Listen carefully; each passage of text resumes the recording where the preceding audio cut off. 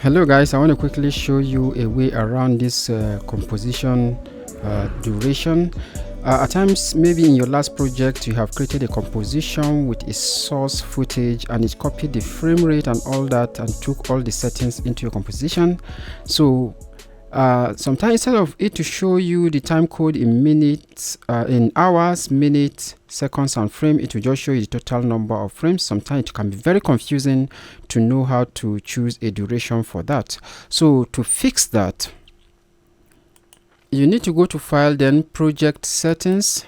On the top tabs here, you see the time display tabs.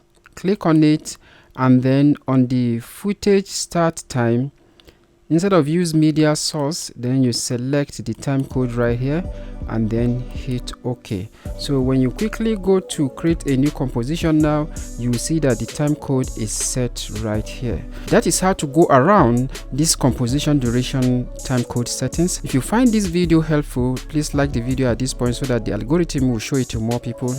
And then if you like this kind of videos, this is what I bring to you every week, so consider subscribing to my channel.